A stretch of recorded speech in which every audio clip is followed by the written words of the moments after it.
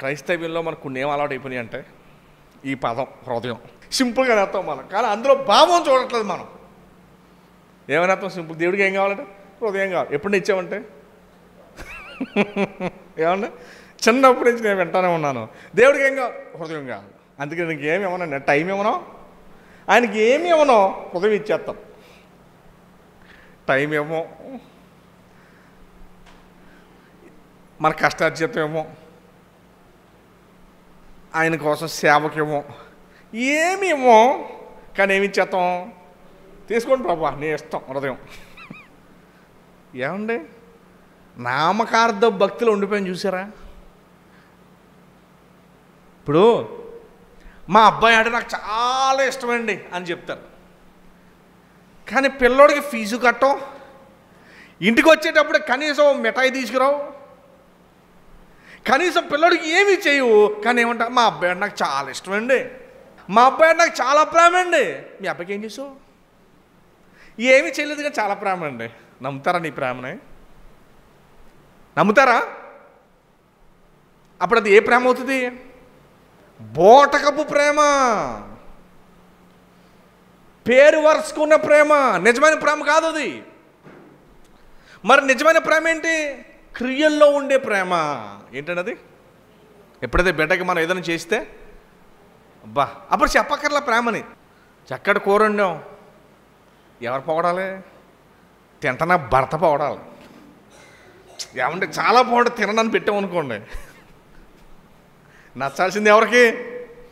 తినేవాళ్ళు నచ్చాలా. దయచేసి గమనించిందా, మిమ్మల్ని ప్రశ్న అడిగారు దేవునికి ఏమి ఇష్టం? దేవునికి ఏమి ఇష్టం చెప్పనండి. మీరు ఆయన వాక్యానికి లోపట్టం ఆయనకి ఇష్టం, ఆయన వాక్యానికి లోపట్టం ఇష్టం. అది దేవునికి ఇష్టలుగా ఉండటం. దేవునికి ఇష్టలుగా ఉండటం అంటే ఏంటి? ఆయన వాక్యానికి ఏం చేయాలి? లోబడాలి. సేవకులు ఇక్కడి నుంచి చెబుతారు.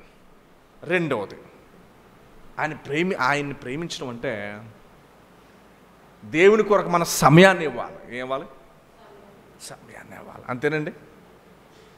దేవుని కొరకు ఏమి ఇవ్వాలి? సమయాన్ని ఇవ్వాలి. మూడవది ఆయన ప్రేమించడం అంటే ఆయన బిడ్డల్ని ప్రేమించాలి. ఏం చేయాలండి? మూడవది ఏం చేయాలా? ఆయన బిడ్డలను ప్రేమించాలి. సపోజ్ ఎవరికో ఏదో లేదు, మంచి సమరయుని కథ జ్ఞాపకం ఉందా మీకు? ఎవరికో ఏదో సహాయంలో ఉన్నారు, మనం వెళ్ళి సహాయపడాలి. ఆయన బిడ్డలు ప్రేమించడం అంటారు దాన్ని. దయచేసి గమనించండి. మన ప్రభుని ప్రేమించుతున్నాము. మరి దేవుని దగ్గర అవడం అంటే ఏంటన్నారు? దేవుని దగ్గర అవడం అంటే ఏంటి? ఈ 40 రోజులు ఉపవాసుకోవడం అంటే దేవుని దగ్గర అవ్వాలంటే మీరు ఏమి నేర్చుకోవాలి తెలుసండి? ఆయన బిడ్డలను ప్రేమించడం, ఆయనకి సమయాన్ని ఇవ్వటము, ఆయనలాగా క్షమించడము, ప్రేమించడము, ఆయనలాగా ఇవ్వటము, ఆయన కొరకు జీవించడం అవుతుంది. మనం దేవుని దగ్గర పనులు చేయాలి. మనం మీకు విషయం చెప్పనండి, ఈరోజు లోకం ఎలా ఉందంటే దేవుని నమ్ముకున్న బిడ్డలు కూడా విచారకరంగా నేను చెప్తున్నాను, లోకాన్ని ప్రేమిస్తూ ఉన్నారు. దేవుడు రాకడ స్పీడ్గా వస్తుంది. ఇంకా ఈ కాలంలో మనం సిద్ధపడి ఉండాలి, రెడీగా ఉండాలి. లేకపోతే దేవుడు మనల్ని ఎప్పుడు పిలుస్తాడో మనకు తెలియదు. ఏంటి? వయసుతో నిమిత్తం లేదు. మనల్ని ఎప్పుడు పిలుస్తాడో తెలియదు. ఆయన రాకడకి మనం సిద్ధపడి ఉండాలి, సమీపంగా ఉండాలి. మనం చనిపోయే వయసు వచ్చేసరికి ఏది కూడా పనికిరాదు. నువ్వు వెళ్తున్నావే రాజ్యానికి, అక్కడికి ఏం తీసుకెళ్తున్నావు అది ఒక్కటే పనికి వస్తుంది, ఇంకా మిగతా ఏ పనికిరావు.